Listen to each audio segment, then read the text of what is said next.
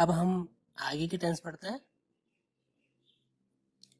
आगे जो अपना रूल है, रूल नंबर 6, ये कहता है यदि वाक्य में now, today, tonight, at present, at this moment, at this time, continuously, in these days, nowadays, continuously, look, look के साथ एक्सक्लेमेशन का मार्क होना चाहिए, एंड लिसन, इसके बाद भी एक्सक्लेमेशन का मार्क होना चाहिए।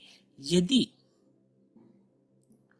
आदि एडवर्ब का प्रयोग होता है तो रिक्त स्थान में present continuous tense is am are plus verb की फर्स्ट फॉर्म प्लस आईएनजी का प्रयोग किया जाता है। इसका एग्जाम्पल देखते हैं। जॉन हियर नाउ, कम हमें वर्ब के रूप में मिली है, नाउ आया है, नाउ आया है तो हम क्या यूज करेंगे, इज यूज करेंगे, सिंगुलर नाउन है तो is, John is, come plus ING,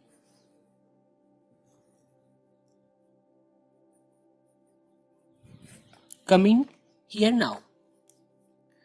now Ram is sleeping in the bedroom, now आया है इसलिए प्रेजेंट कंटिन्यूअस में से हम राम के लिए इज वर्ब का यूज करेंगे हेल्पिंग वर्ब के रूप में। Ram is sleeping, sleeping in his bedroom. We go to the cinema tonight. Tonight आया है तो go के साथ हम क्या यूज करेंगे, we are going to the cinema tonight. He look for job at present. At present आया है तो क्या यूज करेंगे, सब्जेक्ट के अनुसार इज यूज करेंगे और looking. He is looking for a job at present. You food today. Today आया है, today के अकॉर्डिंग वही प्रेजेंट कंटिन्यूस होगा। You को प्लूरल में काउंट करेंगे और आर का यूज करेंगे इसके लिए, और कुकिंग।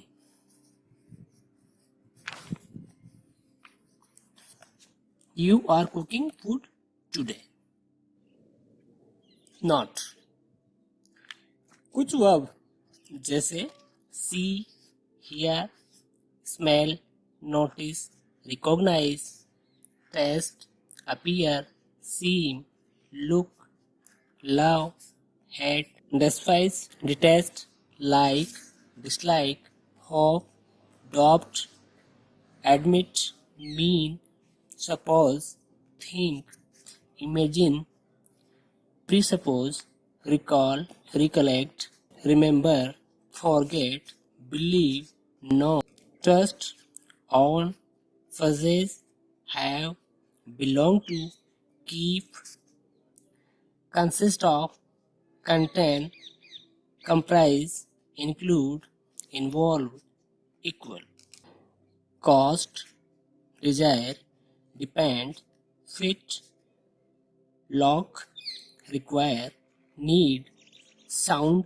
resemble आदि का प्रयोग इनके मूल अर्थ में होता है तो उनको प्रेजेंट कंटिन्यूअस टेंस में प्रयोग नहीं करते, इनको प्रेजेंट इंडेफिनिट टेंस में लिखा जाता है। अब इसके एग्जाम्पल देखते हैं। एग्जाम्पल देखने से पहले एक बात बता दूं, ये जो वर्ब है ये हमें याद रखना बहुत ही ज़रूरी है। अगर इन्हें हम याद रख लेते हैं तो फिर आने वाली जो समस्या है टेंस से रिलेटेड कि कहाँ पे प्रेजेंट कंटिन्यूस का यूज होगा और कहाँ पे प्रेजेंट सिंपल का, तो थोड़ा आसान हो जाएगा। इसका एग्जाम्पल देखते हैं। He is नोविंग me very well, इसका मतलब कहना तो ये चाह रहा है कि वह मुझे बहुत अच्छे से जानता है, लेकिन यहाँ साइंस कुछ अलग ही निकल रहा है तो इसको हम इस प्रकार से यूज नहीं कर सकते, नोविंग इसमें नहीं आएगा तो ये हो गया इसका यूज गलत।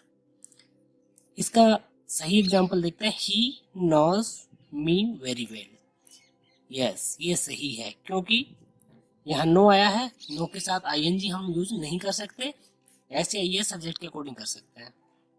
My friend is owning a car, मेरा दोस्त एक कार रखता है, इसके लिए ओवन के साथ आईएनजी हम नहीं लगा सकते, जैसा कि इन वर्ब्स को हमने ऊपर देखा है इसके अकॉर्डिंग। तो इसका सही यूज होगा माई फ्रेंड ओवन्स ए कार, तो सही ये होगा और ये आपका गलत हो गया। नॉट, उपरोक्त वर्ब का प्रयोग विशेष अर्थ में होता है तो इनको प्रेजेंट कंटिन्यूअस टेंस में भी प्रयोग किया जा सकता है। मतलब जो ऊपर जो वर्ब दी है, जिन इन वर्ब्स की हमने बात की है, इसका प्रयोग अगर किसी विशेष अर्थ में होता है तो इसको प्रेजेंट कंटिन्यूअस में भी लिखा जा सकता है, लेकिन उसका सेंस एकदम ही बदल जाता है। तो इसे ध्यान रखने वाली बात है कि इसका यूज कहाँ पे होगा और कहाँ पे नहीं।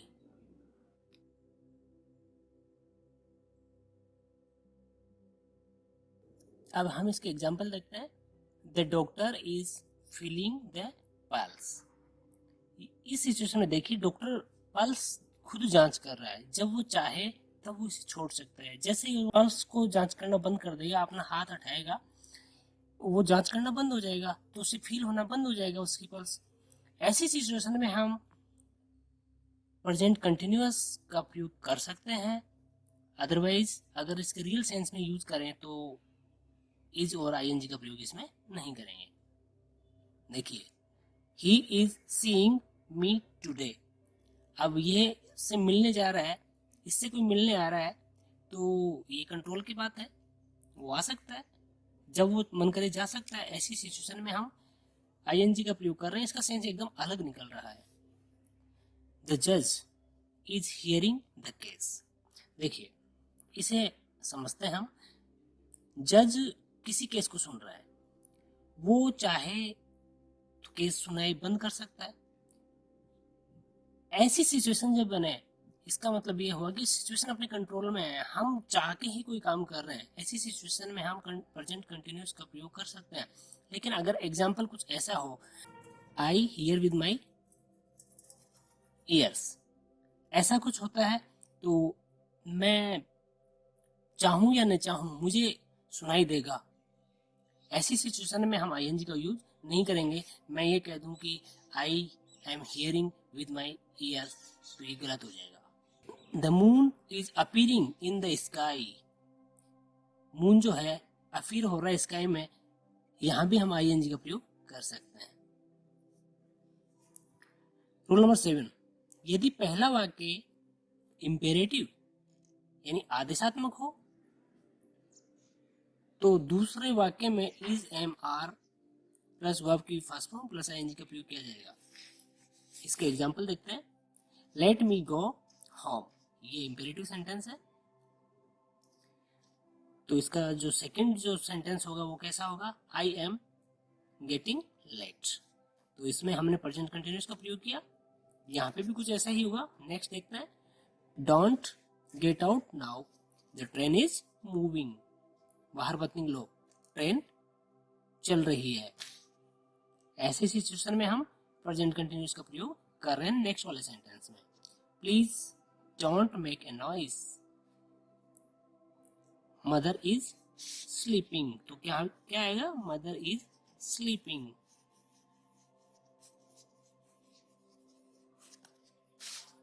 कीप क्वाइट, ये भी आदेशात्मक है। We are listening the radio, तो यहाँ पे आर लिसनिंग।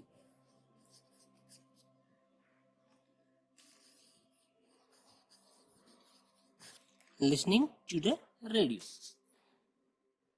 रूल नंबर 8, यदि वाक्य में just, already, ever, never, yet, so और for, recently, lately, till, just now, this morning, this month आदि एडवर्ब का प्रयोग होता है, तो वाक्य में प्रेजेंट परफेक्ट टेंस का प्रयोग करते हैं। और प्रेजेंट परफेक्ट की जो वर्ब्स होती हैं, हेल्पिंग वर्ब्स होती हैं, क्या है ये, हैज या हैव प्लस वर्ब की थर्ड फॉर्म। हैज का प्रयोग सिंगुलर नाउन के साथ किया जाता है, हैव का प्रयोग प्लूरल नाउन के साथ किया जाता है। इसके एग्जाम्पल देखते हैं। I have just taken dinner. I have just, यहाँ जस्ट आया था, जस्ट को देखते हुए हैव का यूज किया गया और वर्ब की थर्ड फॉर्म टेक की थर्ड फॉर्म टेकन का यूज किया गया। दे ऑलरेडी देयर वर्क, यहाँ वर्ब हमें फिनिश मिली है तो ऑलरेडी आया है, क्या यूज करेंगे इसमें? They have already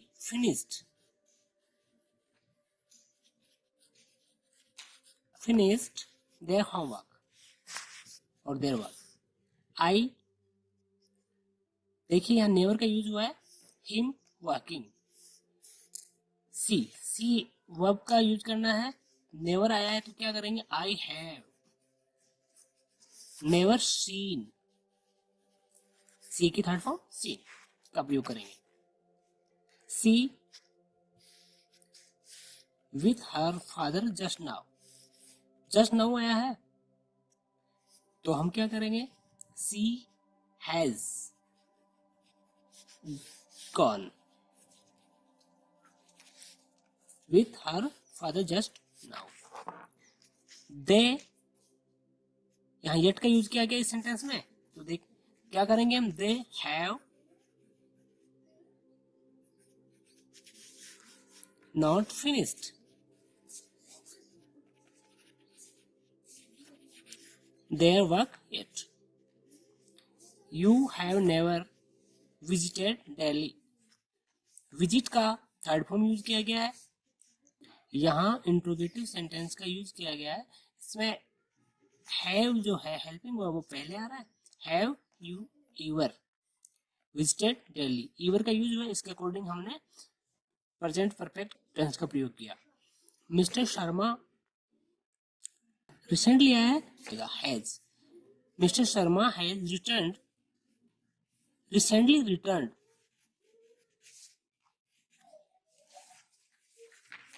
return from America. इस प्रकार से इसके एग्जाम्पल हमने किए।